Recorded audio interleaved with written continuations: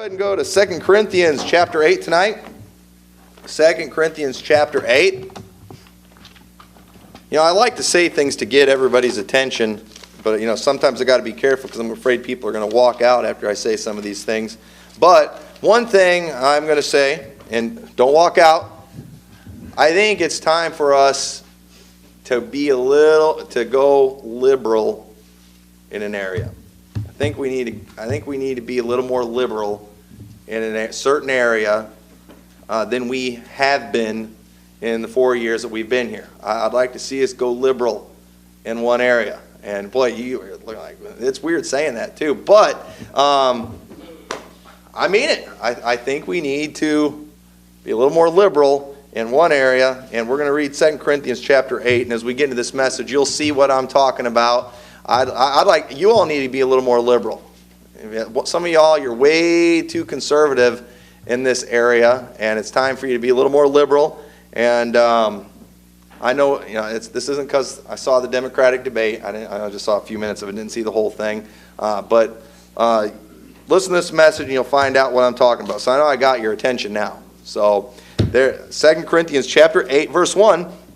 Moreover, brethren, we do you to wit of the grace of God bestowed on the churches of Macedonia, how that in a great trial of affliction, the abundance of their joy and their deep poverty abounded unto the riches of their liberality.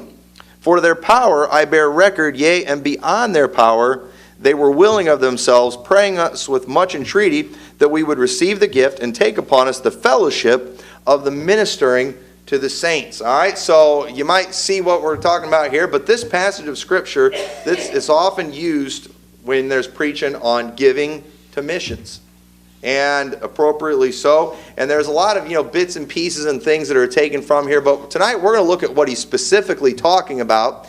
And I believe this is a great passage of Scripture that we use for missions giving, for giving to missions. And we can see in this passage too, because it's like when it comes to giving to missions, there is often that discussion, who do we give to? Which missions are worthy of our support? There's all kinds of different ways that people do missionary work. There's all kinds of different types of missions.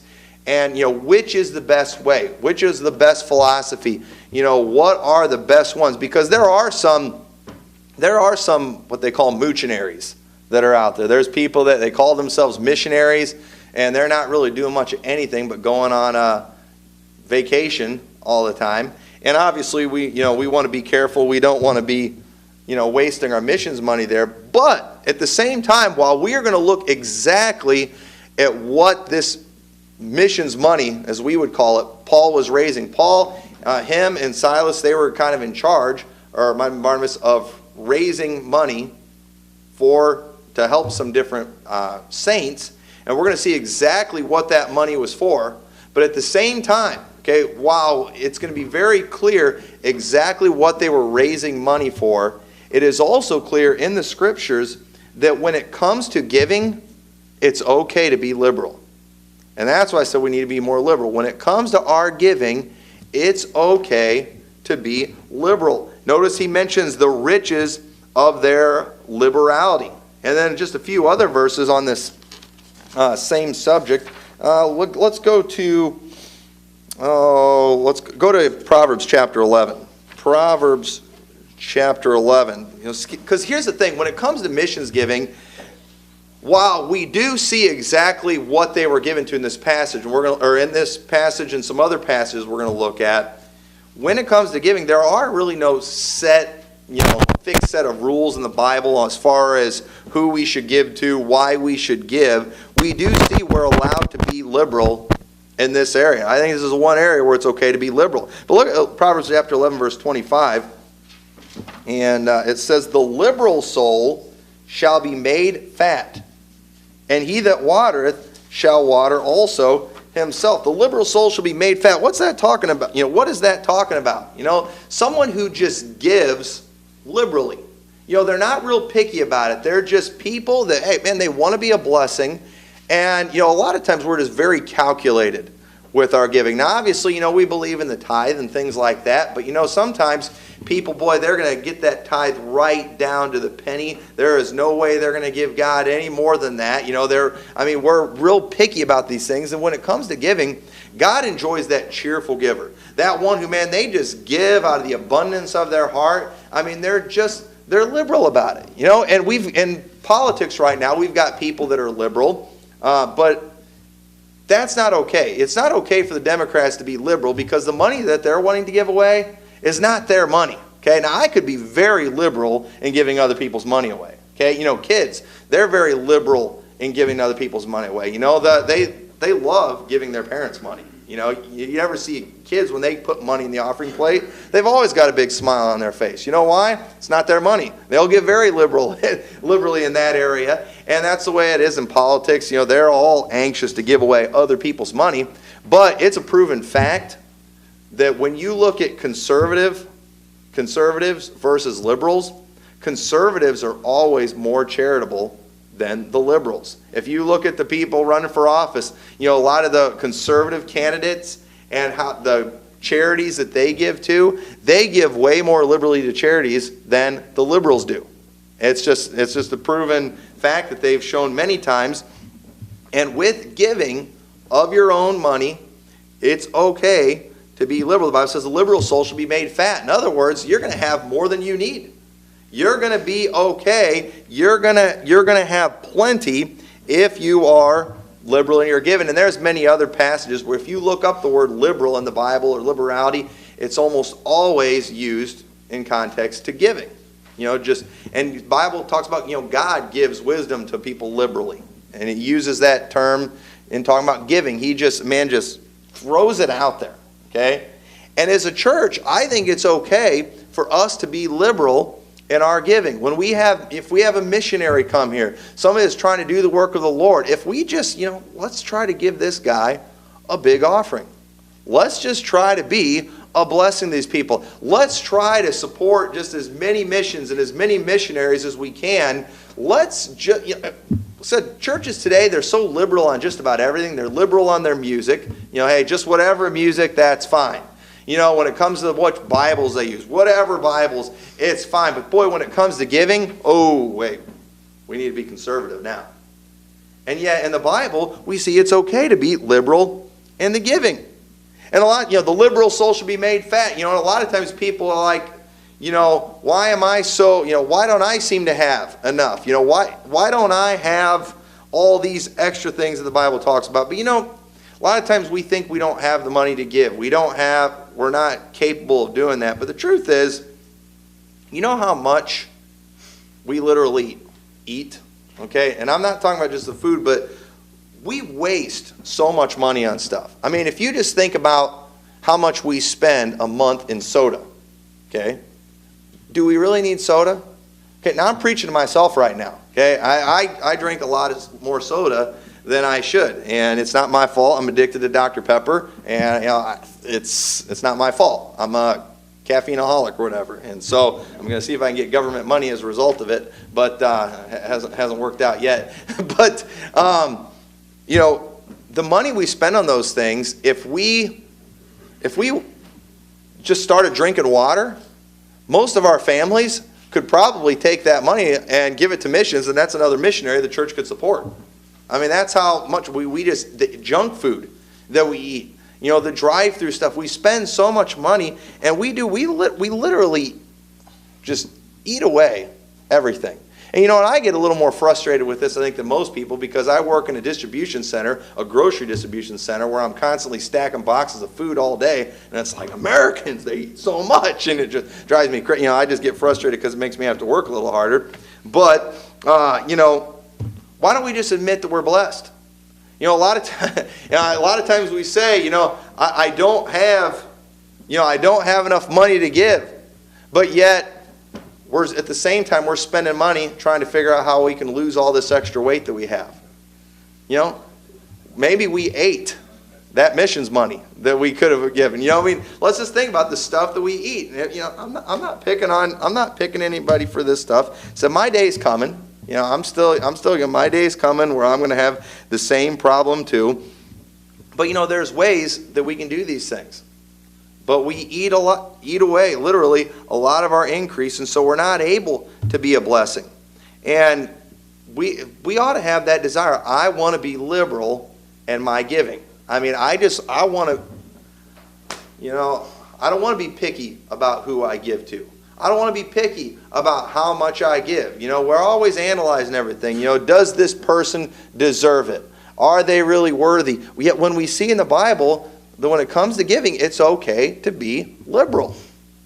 And just not really care that much. Just, here, take it. Somebody needs it. We don't need to question them and give them the third degree. If there's somebody that comes and maybe they visit the church and they've got a need and they're struggling, we shouldn't have to make them take, we don't have to make them take a lie detector test to make sure that they're not going to go spend that money on, alcohol and cigarettes and things. Why don't we just be liberal and be a blessing?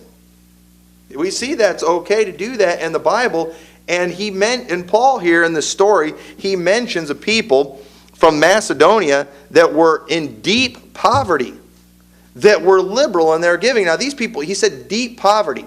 Okay? Now, most of us in here don't know what deep poverty was. Now, we just heard, Brother Hayes talking this morning about some of the stuff that he lived with that we would all call deep poverty. Okay? If we had to go out and draw our own water, we would say we were in deep poverty, wouldn't we? We would feel pretty sorry for ourselves. If we had to go out and milk cows and collect eggs and do all those things that used to just be a normal part of life for people, so he didn't even know he was poor, we would say we were in deep poverty, and we would feel really, really sorry for ourselves, wouldn't we?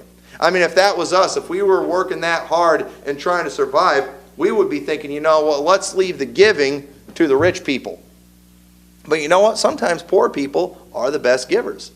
They just know how to make it happen. And in this story here, we see these people that he mentions, these people from Macedonia that were in deep poverty, but boy, they were liberal in their giving. I mean, it's almost like the way he says it, praying us with much entreaty in verse 4 that we would receive the gift. It was like they didn't even want to take this offering for them. It's like, do people not realize how poor you are? You can't give like this. But they told him, take this money. They shouldn't have been given that money. They needed it for themselves. They needed it to feed their family. But you know what? These people were a bunch of liberals when it came to their giving, and they gave it anyway. And God blessed them for it. Paul was pleased with this. He motivated other people with their example. And note, the money that Paul was raising in here, what was Paul raising the money for? We'll go to Acts chapter 11 and verse 27. We're going to see Paul mentions there's several references in the Bible to this money, where it was specifically going. And it says in Acts 11 verse 27, and in these days came prophets from Jerusalem unto Antioch, and there stood up one of them named Agabus, and signified by the Spirit that there should be great dearth throughout all the world, which came to pass in the days of Claudius Caesar. Then the disciples, every man according to his ability, determined to send relief unto the brethren which dwell in Judea, which also they did, and sent it to the elders by the hands of Barnabas and Saul. So right here in the story, it's just one of these things that's just mentioned quickly in the Bible. It was prophesied that there was going to be a great dearth, or there was going to be a great famine throughout the world. And so they decided, hey, we need to help our brothers in Judea. And so they decided that they were going to try to collect money from the churches, and they were going to deliver it at the hands of Barnabas and Saul, who is Paul. So we see here that one of the things that these people in Macedonia were raising money for, I believe, it was for these saints in Israel, and they gave it to the hands of Paul and Barnabas. And then also look in Romans chapter 15, verse 25. This is a letter to the Romans. He says, but now I go unto Jerusalem to minister unto the saints.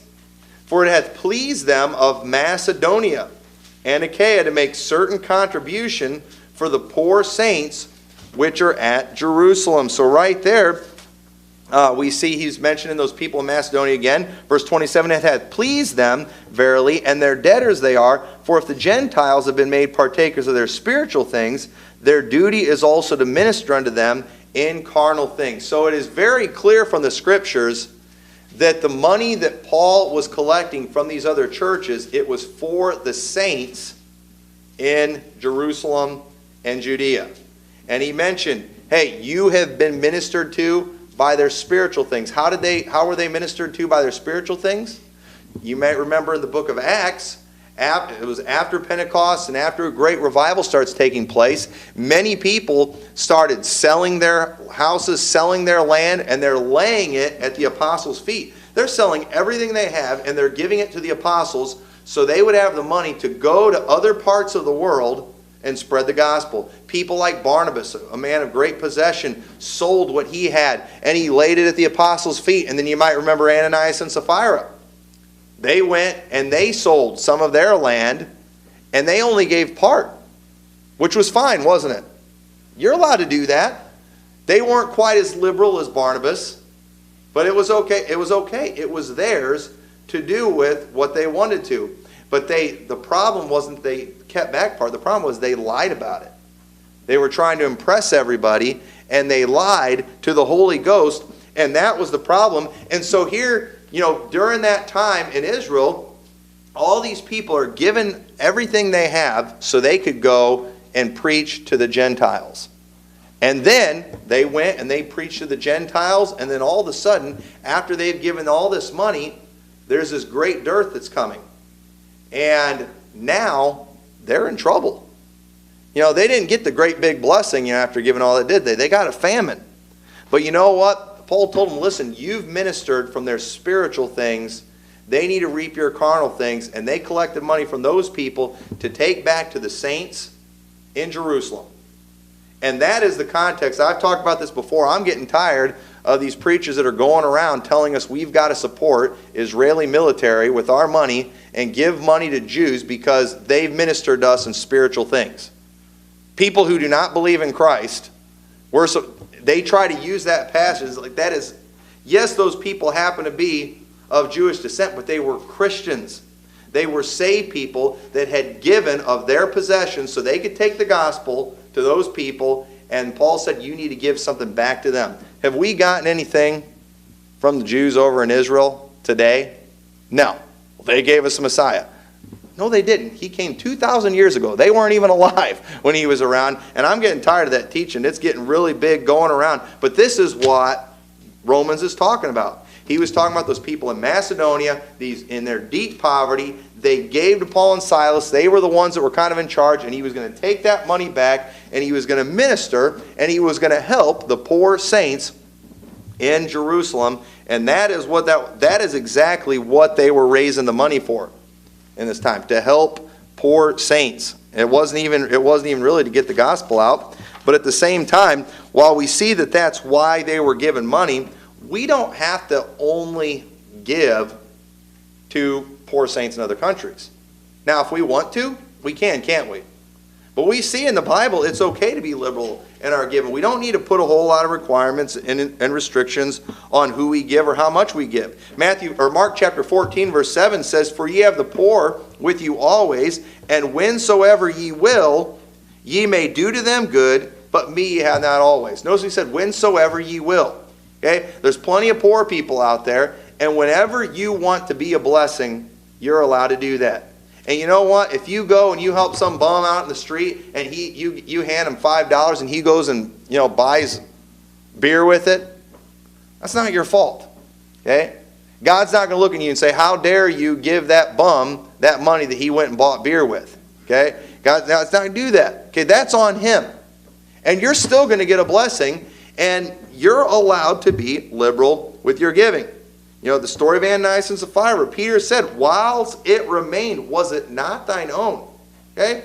I mean, think about it. Everything that we have comes from God. But yet even God, when it comes to the 90%, will tell us that's yours. Our government doesn't even do that. Our government acts like all the money's theirs. They're just letting us use some of it. But God, he doesn't do that with us. He says, hey, it's yours to do with what you want. Okay? Ananias and Sapphira's problem wasn't that they kept back part. The problem was that they lied about it. That was the problem.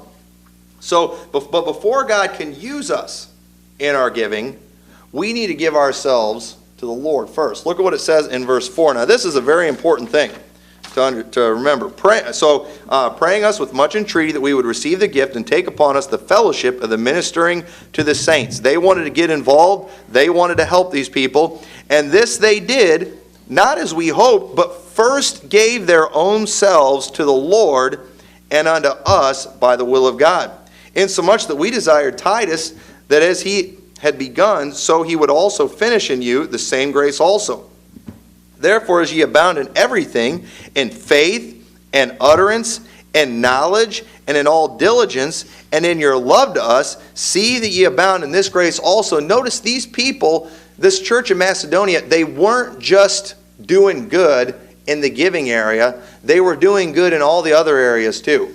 I mean, these people, they surrendered themselves to the Lord. They gave their lives to the Lord. They were being obedient to Him in everything. Verse 8, I speak not by commandment, but by occasion of the forwardness of others, and to prove the sincerity of your love. For you know the grace of our Lord Jesus Christ, that though He was rich, yet for your sakes He became poor, that ye through His poverty might be rich. And herein I give my advice, for this is expedient for you, who have begun before not only to do, but also to be forward a year ago. So right here, this is a very important thing, because many times when people are struggling, spiritually, financially, whatever, many times it's like we think in our head that we can buy our way out of maybe a mess that we've created, that we can buy our way into the blessings of God. But before God can use us in our giving, we need to give ourselves to the Lord first. See, to see God do great things, and they saw God do great things,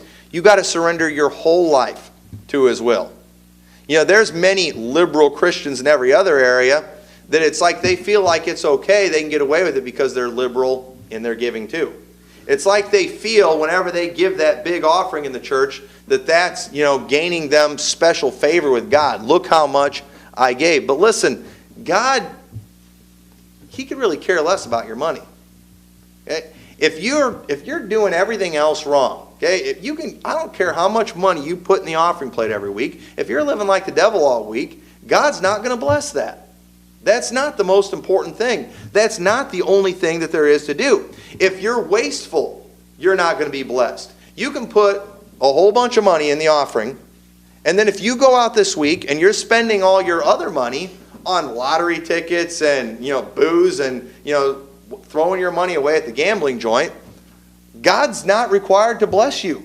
God's not going to take care of all your needs if you're just throwing your money away, if you're not paying your bills, if you're bouncing checks, racking up fees, driving up, credit cards where you're paying interest like crazy, to where, just getting yourself in a mess, and you think, I'm just going to come to church and I'm going to give my offering, I'm going to give $50 to a missionary, and all my problems are going to go away. I owe my neighbor, $100, but if I give, a missionary $100, the Lord will take care of that and then some. No, you just robbed Peter to pay Paul. You need to take care of that neighbor that you're giving away his money. And we shouldn't do that. That's not okay. If you owe me $100, all right, or you owe somebody else in the church $100, and some missionary comes and they see you give them $100, and then you I don't have the money to pay you, that's going to cause some problems, isn't it? And that's the thing about borrowing money. When you owe people money, you can't be a cheerful giver. Okay, you can't, because here's the thing: if I owe you all money, all right, I owe somebody in the church $1,000.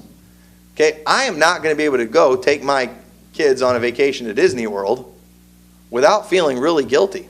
How would you feel if I owe you $1,000 and you're being nice, you want to help me out, and then I'm going and taking my kids to Disney World when I owe you $1,000? That's not going to go over real well, is it? And it's like, Lord, I got myself in the mess here. Financially, I owe this person $1,000. What am I going to do? Well, Lord, I'm going to give you $100, and you're going to bless me tenfold, and I can give him that. No, that's not how it works, okay? That is not how it works, folks. It's like we think that we can just erase everything we did by putting money in the offering plate. God doesn't care that much about your money. And you've got to get the other areas in your life taken care of. Otherwise, you're not going to be blessed. If you're living in sin, you're not going to be blessed. You can't buy God's blessing. It's not going to work. Now, I'm not trying to discourage anybody from giving. Okay, I'm a Baptist preacher. I wouldn't do that. I'm not going to discourage anybody from giving, but I'm just going to tell you right now, if the rest of your life's a mess, if you're living in sin, don't think you putting money in the offering plate is just going to guarantee you God's blessing. You've got to get all the other stuff taken care of first, and we're going to see a promise that God gave to these people in a little bit from Macedonia that gave that money. And a lot of times every Christian tries to claim that promise, and I'm afraid that that does not apply to every Christian. And we need to understand these people that gave, they were liberal in their giving, but that was not the only area they were doing good. They gave themselves to the Lord. They surrendered themselves to the Lord. They were growing in faith. They were growing in knowledge. And you got to do the whole package, folks. Okay? It's just not going to work to pick an area. And, so I'd love it if we had some rich people that wanted to come and just give a whole bunch of money. But if they're living wicked lives, it's not going to help them out. Help us out, but it's not going to help them out. It's not going to do them a bit of good. You got to do the whole thing. And so verse 11 says, "Now therefore perform the doing of it, that as there was a readiness to will, so there may be a performance also out of that which ye have. For if there be first a willing mind, it is accepted according to that a man hath, and not according to that he hath not. For I mean not that other men be eased, and ye burdened, but by an equality, that now at this time your abundance may be a supply for their want, and their abundance also may be a supply for your want, that there may be equality. As it is written, he that hath gathered much had nothing over, and he that had gathered little had no lack." What all is he trying to say here? Well, first of all, he's trying to say, look, everybody needs to be involved in this giving thing. Okay? Everyone needs to be involved. He said he wanted them to have a ready mind. But notice how he said you have to give according to what you have, not according to what you don't have. Okay? Now we're going to have a missionary here next month. And when you see those missionaries, you watch their videos. There's something to me. I want to give to that. I want to be a part of that ministry.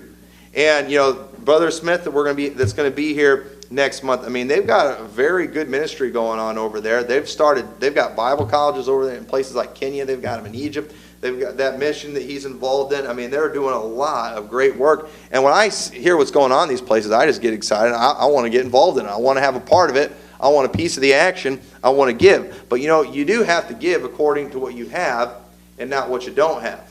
Now, don't get all relieved here, folks, okay? Because here's what happens. A lot of times we say, well, I don't have anything, therefore I don't have to give, okay? But notice the reason he's trying to teach them this here, and this is what happens to a lot of people. Many times, people that are the first ones that want to give are the people that are doing all the other stuff wrong. Okay, for example, that missionary comes, you want to give. But if you owe your neighbor a whole bunch of money, you don't have it to give.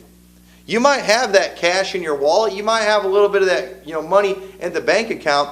But if you're owing it to all these other people, understand the borrower is servant to the lender. Okay? You are their servant.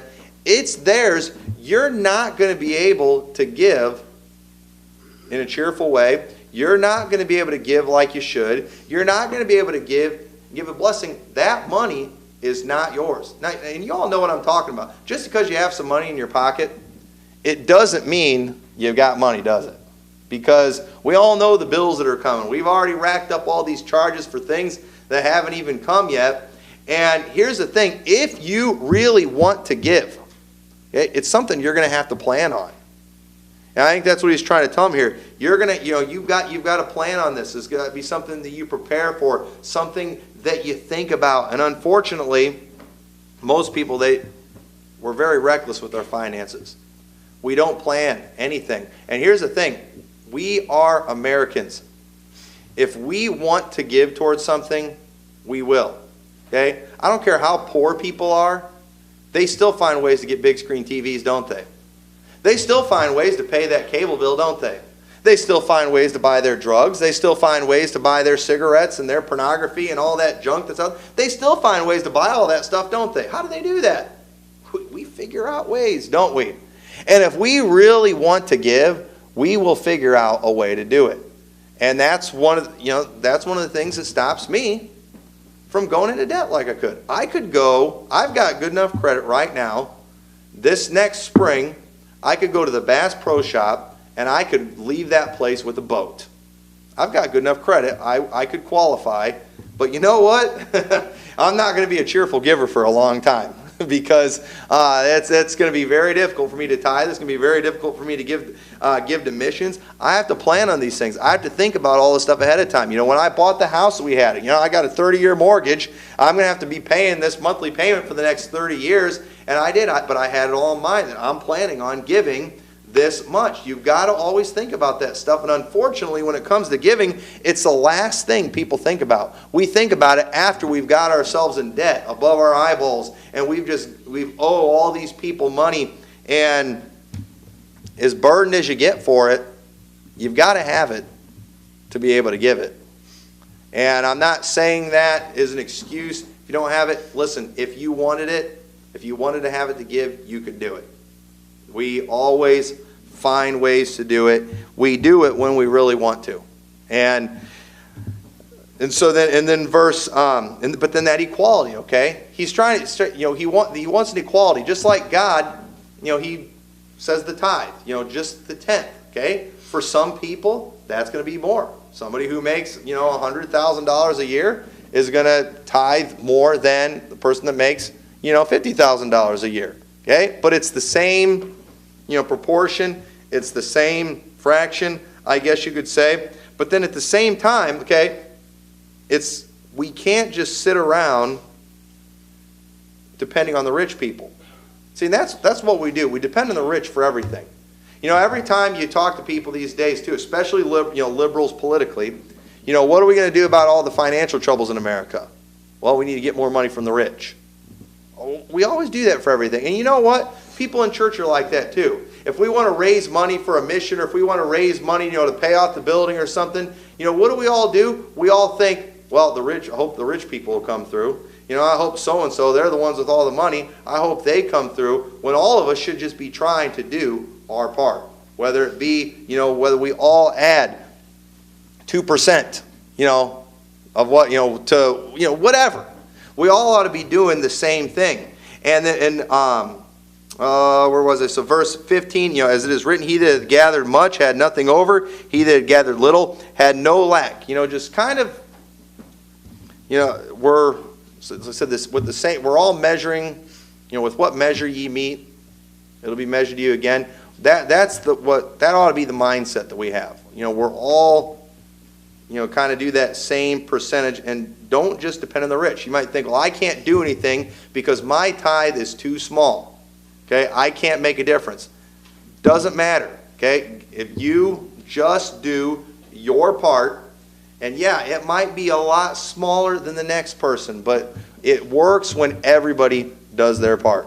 And we can't just depend on the rich to do everything. But verse 16, notice this too, because he's talking to the Corinthians here, and I believe the Corinthians are actually kind of the rich ones here. In verse 16 it says, but thanks be to God, which put the same earnest care in the heart of Titus for you.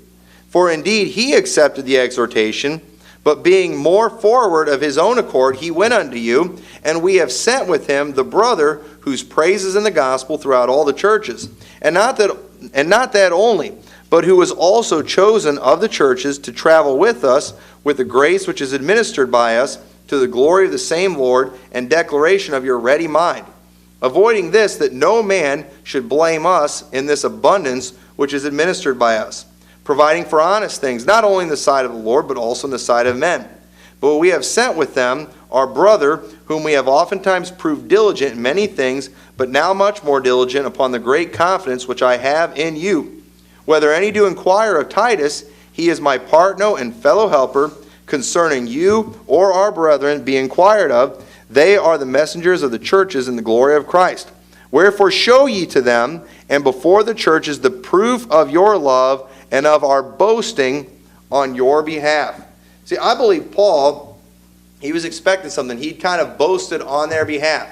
He's like, hey, in Macedonia, the way those people gave, okay, man, these people, they were poor, and look what they did.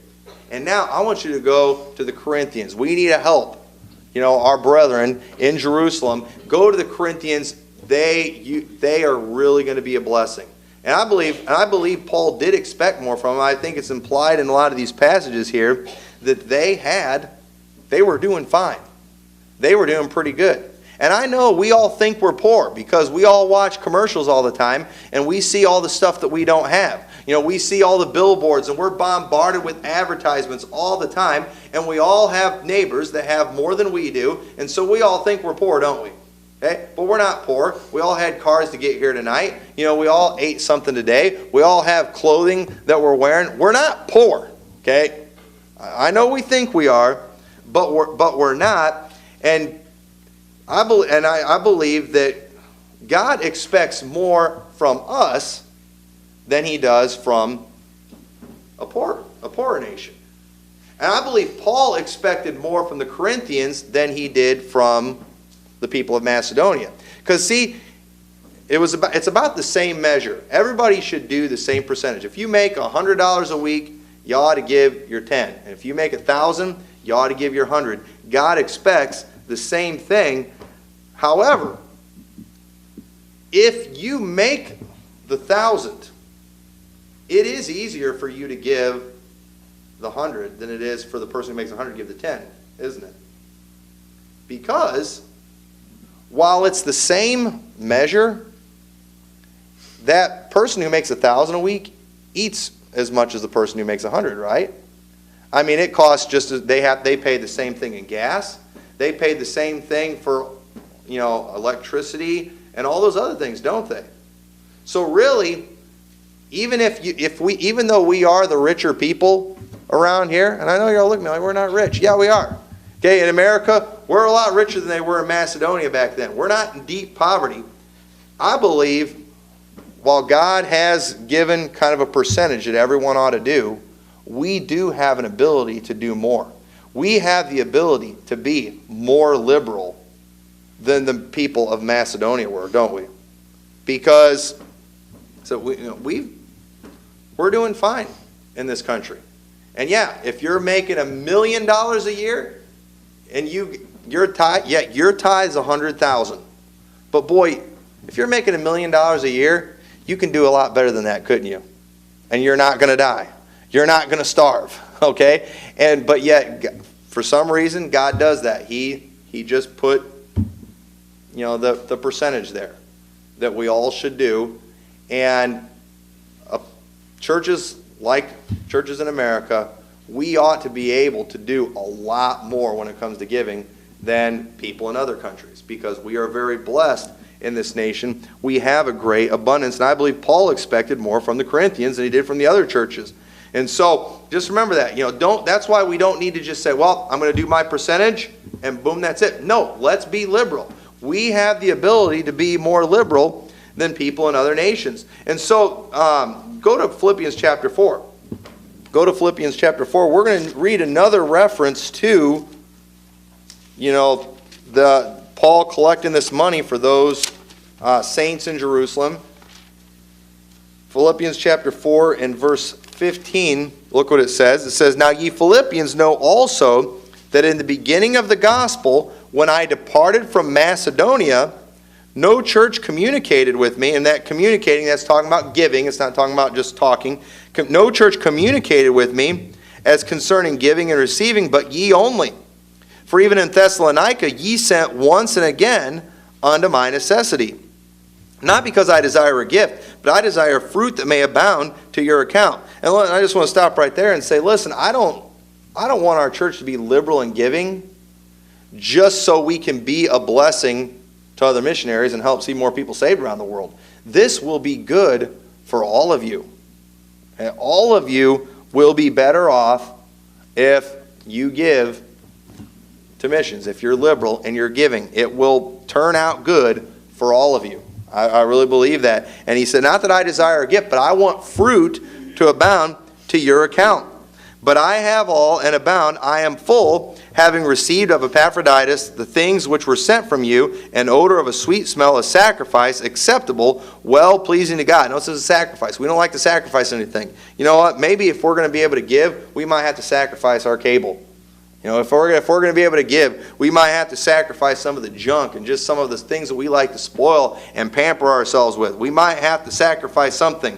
But if you do, understand, if you do sacrifice something, but my God shall supply all your need according to his riches and glory in Christ Jesus. And notice, we all like to just take that one verse and apply it. Hey, I'm a Christian. God's going to supply my needs. Well, that's not what it says. You're going to get supplied just because I give my tithes, so God's going to supply all my needs. Well, no, that wasn't what it was talking about there either. This was talking about people who were giving to help people in another country. This is people that were giving to missions. These are people that were giving liberally to missions. And then Paul said, my God shall supply all your need.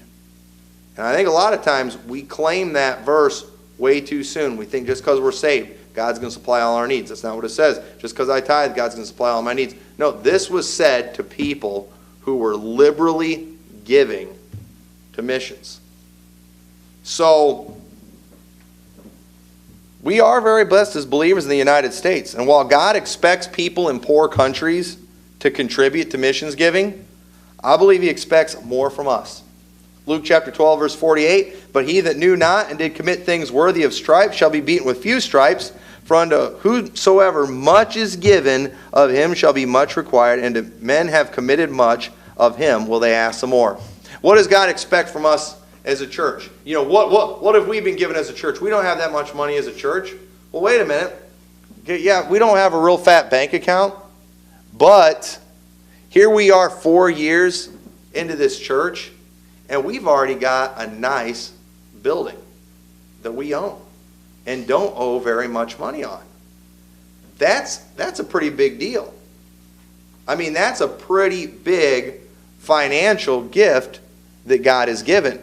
We can't afford to have more of our offerings going to missions than many other churches have because of our extremely small mortgage that we pay.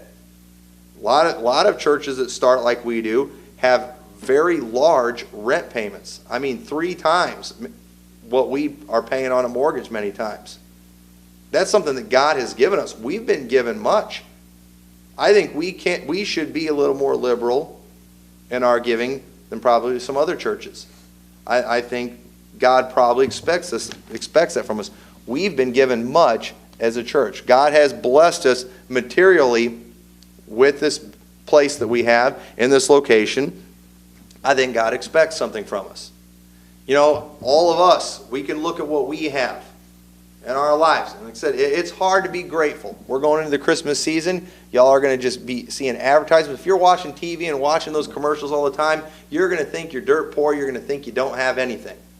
Because when you hear all those commercials, you know, go get this item that you deserve. That's right, I do deserve that, and I don't have it. No.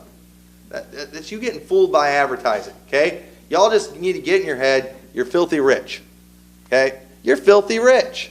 I mean, 50 years ago, you know, he was talking about, you know, getting ice. It used to be a treat. I can go in my house and I can push a little thing and ice just comes out. We don't have to put it in a tray and wait for it to freeze. It's just right there.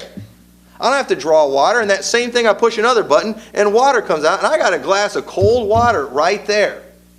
Now, 50 years ago, only a rich person would have had something like that. So why was that rich as 50 years ago, and now you can be poor and have that? Think about that. You know, a big screen TV. I remember when only rich people had big screen TVs. Now everybody's got big screen TVs. So does that not mean you're rich anymore?